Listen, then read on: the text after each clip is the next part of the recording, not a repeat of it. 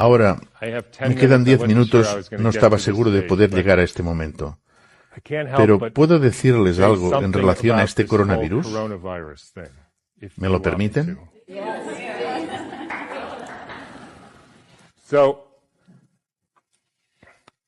Repito, cuando conozcan la obra de Rudolf Steiner tendrán la respuesta al test, pero necesitan calcular los detalles. En 1918, después de la gran pandemia de la gripe española de 1918, se preguntó a Steiner a qué se había debido aquello. Y él contestó, los virus son simplemente la excreción de una célula intoxicada. Los virus son trozos de ADN o de ARN o de alguna otra proteína que se han expulsado de la célula. Se manifiestan cuando la célula está envenenada. No son la causa de nada. Y la primera manera que se me ocurre de animarles para que reflexionen sobre esto es que imaginen que son especialistas en delfines, ¿de acuerdo? Y que han estudiado los delfines del círculo polar desde hace cientos de años, o por lo menos durante un largo periodo de tiempo, y los delfines están bien. Luego, de repente les llaman, Carlos, casi todos los delfines están muriendo en el círculo ártico. ¿Podrías venir a investigarlo? ¿De acuerdo? Y solo pueden ustedes plantear una pregunta. Levanten las manos para indicarlo. ¿Cuántos de ustedes responderían, quiero estudiar al delfín para ver su genoma? Nadie, porque es una estupidez.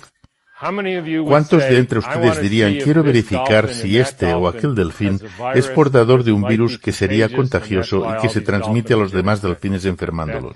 Aquel amigo. ¿Cuántos de entre ustedes dirían, ¿no será que están envenenando el agua? Como con el Exxon Valdez. ¿Nadie? Todos. Porque eso es lo que ocurre. Las células se encuentran intoxicadas y ellas intentan limpiarse excretando residuos que nosotros denominamos virus. Si estudian las teorías actuales de los virus, que se denominan exosomas, la última conferencia del Instituto Nacional de Salud de Estados Unidos, que habla de la complejidad de los virus, constatarán que se corresponde totalmente con las teorías actuales sobre lo que son los virus. De niño, y a medida que me hacía mayor, tuve un dramático ejemplo de ello. Fuera de mi casa, hacia la derecha, había unos pantanos. Estaban llenos de ranas y me despertaban por la noche. Yo daba golpes en los cristales, en primavera hacían un ruido espantoso. Y con el tiempo, todas las ranas fueron desapareciendo. ¿Cuántos piensan que las ranas tenían una enfermedad genética? ¿Cuántos piensan que las ranas tenían virus? ¿Cuántos piensan que alguien le echó DDT al agua? Es lo que pasó. Las enfermedades son una intoxicación. Ese es uno de los motivos por el que las vacunas... Permítame que me desvíe un minuto. Entonces, ¿qué es lo que pasó en 1918? Cada pandemia de estos últimos 150 años se corresponde a un salto cuántico en la electrificación de la Tierra. En 1918, a finales de otoño de 1917, se introdujeron las ondas de radio en todo el mundo. Cuando se expone a cualquier ser vivo a un nuevo campo electromagnético, se le envenena, unos cuantos mueren y los demás entran en una especie de inactividad. Y lo interesante es que viven algo más de tiempo, pero enfermos. Y con la Segunda Guerra Mundial se inició una nueva pandemia con la introducción de los radares en toda la Tierra, envolviendo a la Tierra con los campos electromagnéticos emitidos por los radares. Era la primera vez que los seres humanos se veían expuestos a algo así. En 1968 hubo la gripe de Hong Kong.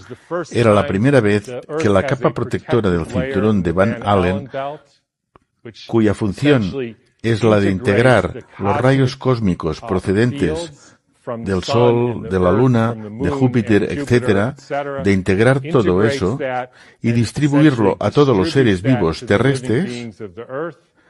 Pues bien, en el cinturón de Van Allen se colocaron satélites que emitían frecuencias radioactivas. Al cabo de 6 meses se produjo una nueva epidemia viral. ¿Por qué viral? Porque las personas que fueron intoxicadas expulsaron toxinas parecidas a virus. Las personas creyeron que se trataba de una epidemia de gripe. En 1918, el Ministerio de Sanidad de Boston decidió analizar el carácter contagioso de una epidemia. Lo crean o no, tomaron a cientos de personas que tenían gripe, les extrajeron las mucosidades de la nariz y se las inyectaron a sujetos sanos que no tenían gripe. Y ni una sola vez consiguieron hacer enfermar a uno solo de aquellos sujetos sanos. Repitieron la práctica una y otra vez, pero no consiguieron demostrar el contagio. Incluso llegaron a hacerlo con caballos que supuestamente habían pillado la gripe española. Les colocaron sacos sobre las cabezas y el caballo estornudaba en el saco. Luego colocaban el saco con estornudo al caballo siguiente que no caía enfermo. Todo esto lo pueden ustedes leer en un libro que se llama El arco iris invisible de Arthur Robert Firstenberg. Él realizó una cronología de todas las etapas de electrificación de la Tierra y de cómo al cabo de unos 6 meses se producía una nueva pandemia de gripe en todo el mundo. No hay otra explicación. ¿Cómo podría sino propagarse desde Kansas hasta Sudáfrica en 2 semanas?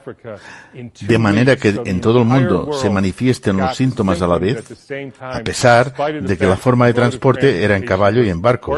Es algo que ellos no pueden explicar. No sabemos cómo se produce, fue la conclusión de aquella prueba.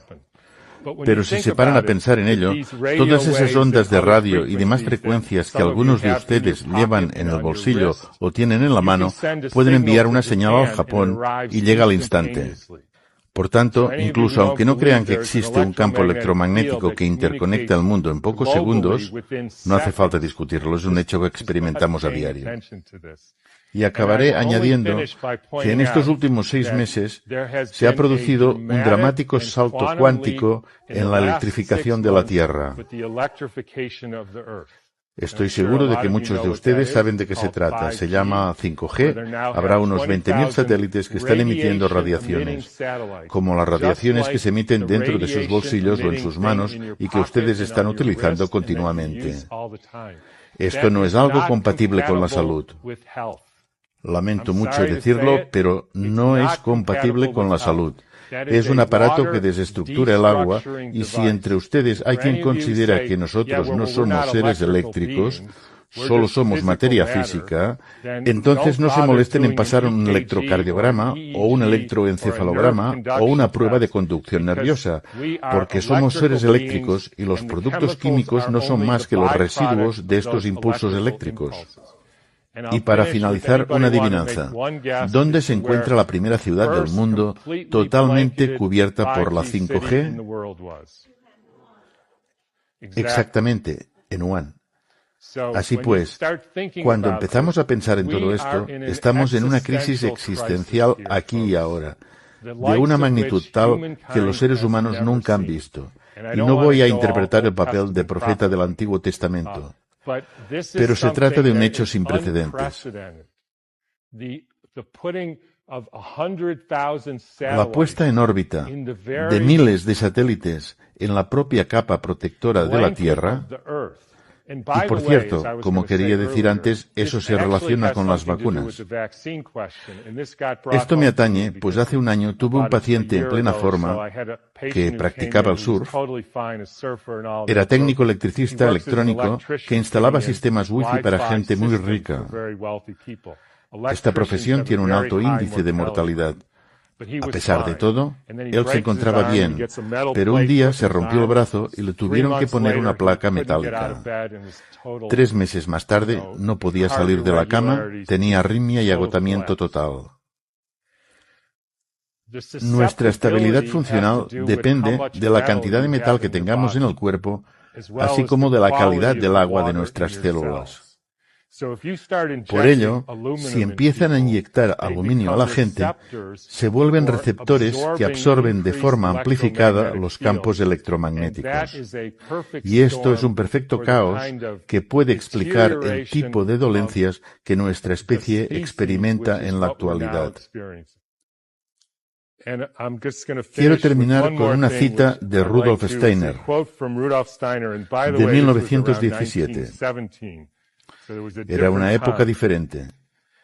En la época en que no había corriente eléctrica, cuando el aire no estaba sometido a influencias eléctricas, hablamos de 1917, era más fácil ser humano. Por esta razón, para poder ser enteramente humanos hoy, es necesario desarrollar capacidades espirituales mucho más fuertes de las necesarias hace un siglo. Así, les dejo este consejo. Hagan lo posible por desarrollar sus capacidades espirituales, pues es verdaderamente difícil ser un ser humano en nuestros días. Gracias por escuchar.